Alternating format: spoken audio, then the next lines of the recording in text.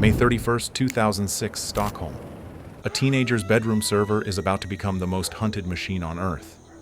That server hosts the Pirate Bay, a site responsible for bleeding Hollywood studios of $30 billion, crippling music labels, and making a mockery of international copyright law. 53 armed police officers storm the data center, seizing every server, every cable, every piece of hardware in what should be the death blow. By noon, Swedish prosecutors hold victory press conferences. Hollywood executives toast their win. The world's most notorious piracy empire, used by 25 million people daily, is finally dead. But 72 hours later, the Pirate Bay blinks back online as if nothing happened. Its homepage now mocks them with a pirate ship firing cannonballs at Hollywood's sign. But here's what terrifies every government and corporation watching. The site didn't just survive, it became impossible to kill. They seized every physical server, arrested the founders, and it still came back. If you can't destroy this, you can't control the internet. How did 3 Swedish hackers build something unkillable? And what did they understand that billion-dollar corporations didn't? Stockholm, 2001. Gottfried Svartholm sits cross-legged on his bedroom floor, watching cables snake from a jury-rigged server under his bed.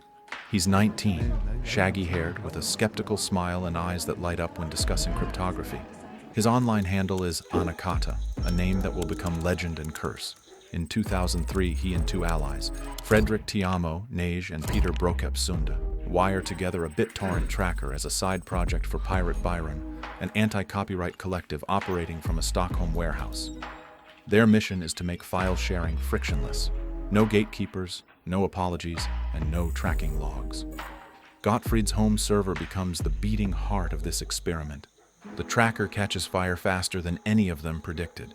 By late 2004, their hobby project has a name, the Pirate Bay, and 40,000 users swapping everything from open-source Linux distributions to Hollywood's latest releases. Every torrent downloaded passes through Gottfried's machine. The bandwidth bills start making his parents nervous. Fredrik suggests they need commercial hosting fast, so they launch PRQ, a hosting company with one rule: we host anything. We keep 0 logs. While competitors fold under legal pressure, PRQ wears takedown notices like merit badges. The New York Times will later describe them as highly secure, no questions asked operators with considerable expertise in withstanding legal attacks. The translation is basically, bring your lawsuits if you can, we dare you. The dares pile up quickly. In February 2004, DreamWorks attorneys send a cease and desist demanding removal of Shrek 2 torrents. Gottfried's response becomes internet folklore. Sweden is not a state in the United States of America. For your information, no Swedish law is being violated. It is the opinion of us and our lawyers that you are morons. He suggests the Hollywood lawyers perform an anatomically creative act with retractable batons, then signs off, "Go fuck yourself, polite as usual, Anakata." Instead of cowering, the Pirate Bay posts the entire exchange on their homepage. The letter goes viral. Traffic to the site triples overnight. Every legal threat becomes free advertising for their outlaw brand. By mid-2005, Pirate Bay is managing traffic that would make most tech startups envious. The site runs on code Gottfried writes mostly alone, including a custom tracker called Hypercube that coordinates file sharing across millions of machines simultaneously. At peak, 25 million peers worldwide connect through Pirate Bay's infrastructure, enough traffic to rank among the internet's top 100 sites. The interface stays deliberately bare, a search bar, a pirate ship logo, and an ocean of content. Under that simplicity, Gottfried architects something approaching digital immortality. Every new user makes the network harder to destroy. Every shared file creates redundancy. It's not a website anymore. It's a living organism, growing faster than anyone can regulate it. The Motion Picture Association of America watches this growth with mounting fury.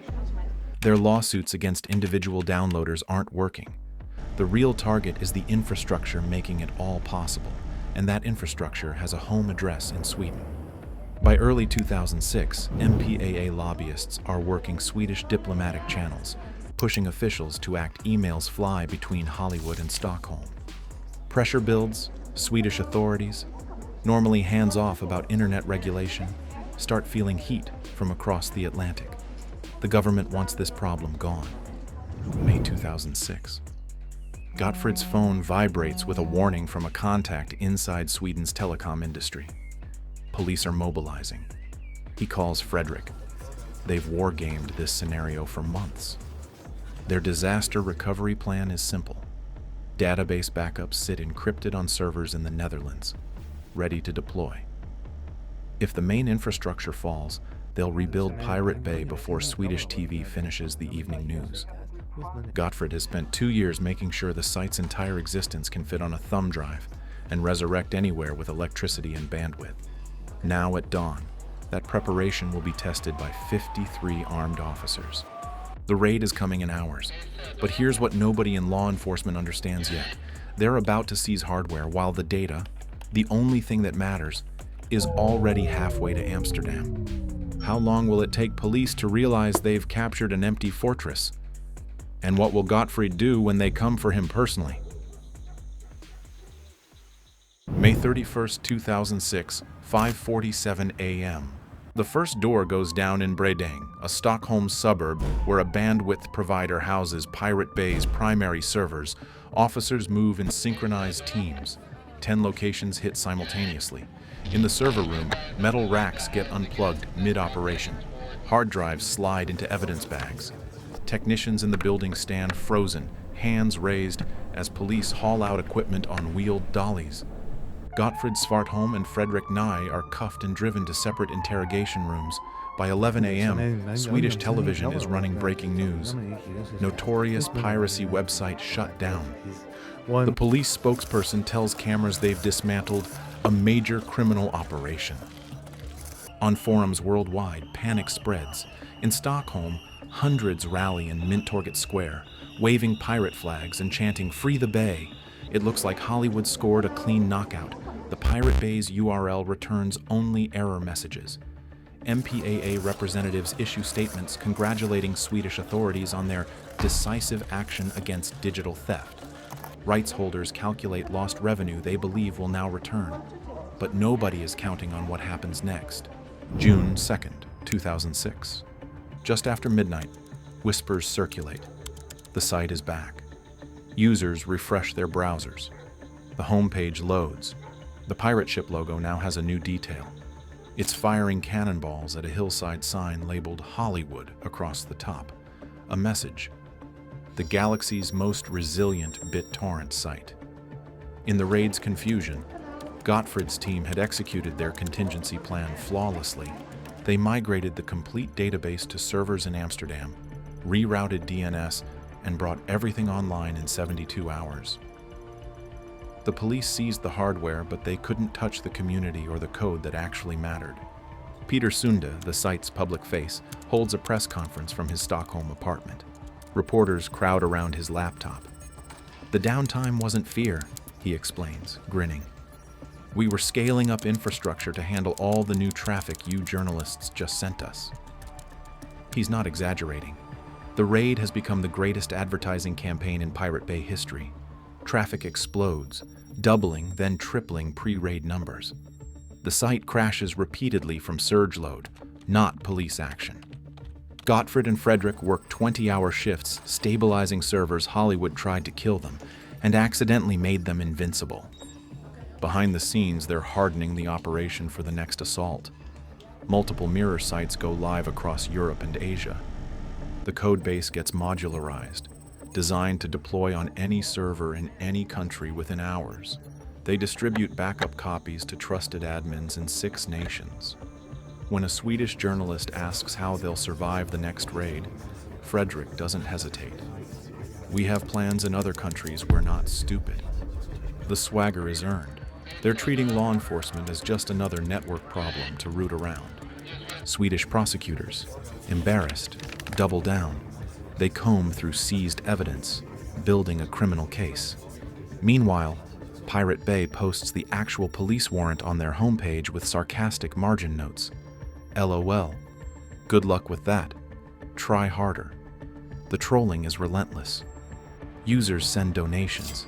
Traffic climbs to 30 million visits daily. What started under Gottfried's bed now runs on infrastructure spanning 3 continents. The raid meant to destroy them has transformed Pirate Bay into a global phenomenon. In Los Angeles, New York, and London, executives are livid. If a sovereign nation's police can't keep a piracy site down for even 3 days, what does that mean for control of the internet? Boardrooms fill with lawyers drafting new strategies. Political pressure intensifies. New laws get proposed. The hunters are regrouping, and this time, they're targeting the people, not the servers. A trial is coming that will decide more than just the fate of 3 Swedish hackers. It will test whether the old rules of copyright can survive the age of decentralized networks. The Pirate Bay survived the raid, but now they face something harder to dodge, a courtroom designed to make examples of pirates. Will Gottfried's technical genius translate to a legal defense? And what happens when the establishment decides to imprison the symbol itself? February 16, 2009, Stockholm District Court. 4 men sit at the defense table. Gottfried Svartholm, pale and smirking. Fredrik Nye, arms crossed. Peter Sunde, tweeting in real time. Carl Lundström, the older businessman who bankrolled early infrastructure. They dub it the Spectrial, a trial designed to be spectacle. They look less like criminals and more like a band showing up for a gig. The prosecution frames them as criminal masterminds who facilitated millions of copyright violations and earned millions in ad revenue.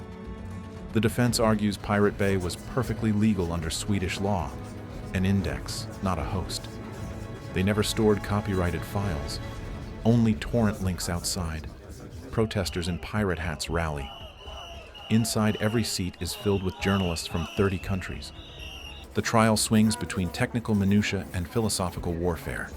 A prosecutor attempts to explain BitTorrent technology and mangles the details so badly that Gottfried interrupts from the defense table to correct him, drawing laughter from the gallery. Entertainment industry lawyers present charts claiming billions in damages. User letters flood the court describing how Pirate Bay gave them access to culture they couldn't otherwise afford. Documentaries, textbooks, rare films. The judge asks pointed questions about profit motives. The defense points out that ad revenue barely covered hosting costs. Peter Sunde blogs the entire proceeding, turning the trial into a daily serial for his 100,000 followers. April 17, 2009, Judgment Day. The courtroom is standing room only. The judge reads the verdict. Guilty on all counts of assisting copyright infringement, each defendant receives 1 year in prison. Collectively, they owe 30 million Swedish kroner, roughly $3.6 million. The judge's tone is stern, clearly intended to send a message to anyone watching. Within minutes, Pirate Bay's homepage updates its logo to a tape-mouthed Mickey Mouse. A silent protest against what they call Disney-backed censorship, Peter Sunde tells reporters the sentence is bicycle locking, meaningless punishment for a victimless crime. Gottfried is notably absent when the verdict is read. That absence is foreshadowing. Appeals begin immediately. Under Swedish law, convictions aren't final until appeals exhaust. Nobody goes to prison yet. In November 2010, the appeals court delivers a mixed ruling. Prison terms get slightly reduced for some defendants, but damages skyrocket to 46 million kroner, over $7 million. It's an impossible sum for 4 guys in their 20s. You can't squeeze blood from a stone, Sunde writes on his blog, pledging that not a single krona will be voluntarily paid. Sweden's Supreme Court refuses to hear further appeals in 2011. The sentences are now final and enforceable. When authorities arrive to collect the defendants, one is missing. Gottfried Svartholm has vanished.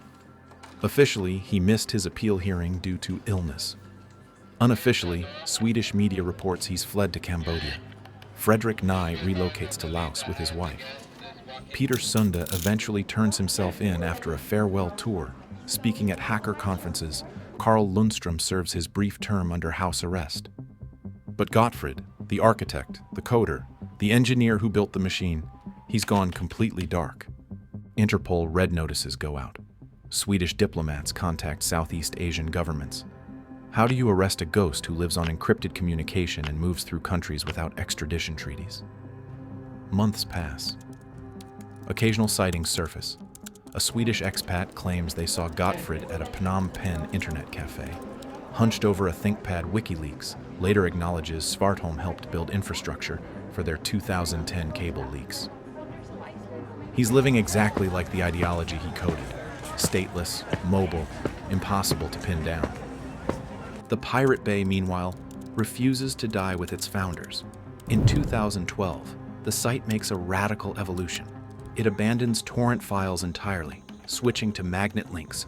A torrent file is a physical target, something police can seize or block. A magnet link is just a text string, a hash. You can't confiscate an equation. No torrent files means less legal hassle, more lols, the site's blog announces. The change makes Pirate Bay leaner and nearly impossible to target. They release a compressed backup of the entire site database, just a few gigabytes. Any user can download it and spin up a clone in minutes. The site has become a distributed organism, designed to survive even if every original server burns. By late 2011, traffic to Pirate Bay remains steady at record highs. The convictions didn't slow it. The raids didn't stop it. Users treat the site as if the legal drama is happening in a parallel universe. Gottfried's creation has outgrown him. It doesn't need its founders to survive. But Gottfried's personal story is about to take a darker turn. The Swedish government isn't finished with him, and neither are the Danes. New charges are coming that go far beyond copyright infringement. These charges involve government databases, stolen identities, and allegations that will reframe Gottfried Svartholm from rebel to threat. In a humid apartment in Cambodia, a fugitive hears footsteps in the hallway. Law enforcement has spent 18 months hunting him across Southeast Asia. They've finally closed the distance. What will they find on his laptop when they kick down the door? And are the charges waiting for him in Sweden just the beginning? August 30th, 2012, Phnom Penh, Cambodia. A joint task force, Swedish officials and Cambodian police, moves on a waterfront apartment in the capital. The door splinters. Inside, they find a bearded 27-year-old hunched over a laptop, surrounded by empty energy drink cans and takeout containers. Gottfried Svartholm is arrested without resistance. Within 72 hours, he's on a flight back to Stockholm, deported at Sweden's urgent request. The pirate who eluded a copyright conviction for 16 months is now in custody to serve his one-year Pirate Bay sentence. But Swedish prosecutors have bigger plans. They suspect his time off-grid wasn't just hiding. They believe he was hacking. New charges hit before he even finishes processing into prison. Unauthorized access to Swedish government databases and attempted bank fraud. Investigators allege that between 2010 and 2012, while Gottfried was supposedly a fugitive laying low, someone using his computers breached servers at Logica, an IT contractor managing Sweden's tax authority systems. The intrusion accessed national tax IDs for thousands of Swedes and attempted to issue fraudulent driver's licenses. Even more audacious, evidence suggests an attempt to penetrate Nordea Bank's systems and initiate unauthorized transfers. The narrative shifts. Gottfried isn't just a copyright rebel anymore. He's being framed as a black hat hacker threatening state infrastructure. Gottfried denies everything. His defense is technical and specific. His laptop was compromised by unknown parties who used it as a proxy. "I was a puppet," he tells his lawyer, presenting forensic evidence that malware was found on his machine. Someone remote-controlled his computer to conduct attacks while he was in Cambodia. It's plausible. Security researchers confirm his system was infected, but prosecutors argue he's sophisticated enough to have staged that infection himself. The trial in 2013 is technical, dense, and divided. The Swedish court delivers a split verdict: guilty of hacking into Logica systems and accessing confidential government data. Insufficient evidence on the Nordea Bank charges. That count gets dismissed. The sentence is 2 years in prison, later reduced to 1 year on appeal. Importantly, The judgment acknowledges his computer was compromised by external actors at certain points, but the court rules he still bears responsibility for the government data breach. As he begins serving time in a Swedish prison, another country is preparing their own case. Denmark has been investigating a devastating hack of their own. In 2012, someone breached CSC, a major IT contractor managing Danish police databases and social security systems. The intrusion stole personal identification numbers for millions of Danish citizens and accessed sensitive law enforcement records. It's one of the worst cybersecurity breaches in Scandinavian history. Danish investigators traced chat logs and digital fingerprints to a familiar alias, Anakata. In late 2013, as Gottfrid finishes his Swedish sentence, Denmark requests extradition. He's immediately transferred to Copenhagen and placed in solitary confinement. The Danish trial in October 2014 is intense and unforgiving. Prosecutors present evidence of a 6-month intrusion into CSC's mainframes. But his defense doubles down on the evil twin theory. The real person behind those IRC chat handles wasn't Gottfrid at all. His co-defendant, a 21-year-old Danish hacker, testifies he met the true Anakata, and it wasn't Svartholm. It's a bold strategy, claiming someone else used Gottfrid's alias and equipment to commit the crimes. The jury doesn't buy it. The forensic evidence is overwhelming.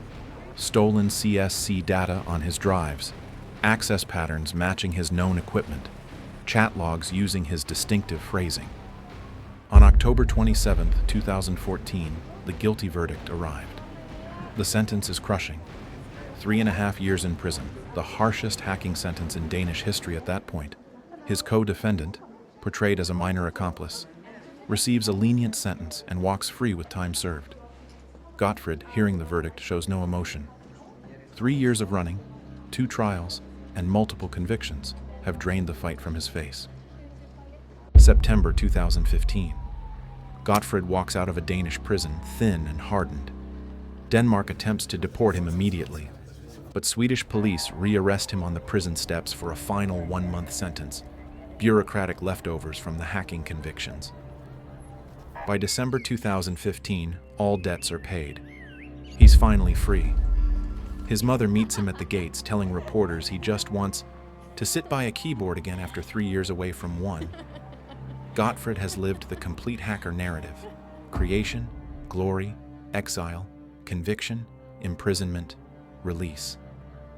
And the Pirate Bay?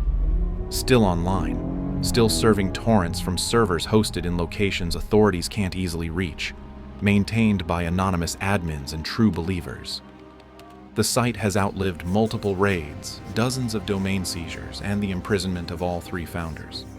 It's not as dominant as it once was.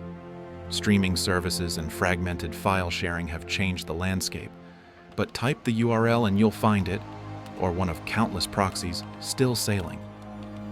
The Pirate Bay proved a brutal lesson. You can't kill what has no center. But some people never learn. In 2011, a cybersecurity executive named Aaron Barr thought he'd cracked the code. He believed he could unmask Anonymous, another faceless, leaderless movement that had already brought down corporations and governments. Barr was so confident, he announced his plan publicly. He'd expose Anonymous's leadership, prove they weren't untouchable, and sell his intelligence to the FBI. He had names, he had evidence, he had a plan. What he didn't have was any idea what he'd just started. Within 72 hours, Anonymous retaliated in a way that would make the Pirate Bay's raids look gentle. They didn't just hack HB Jerry, they dismantled everything Barr had built, piece by humiliating piece. If you want to see what happens when someone declares war on the internet itself, check out our video on the hacker who tried to unmask Anonymous. Because sometimes the hunter becomes the prey.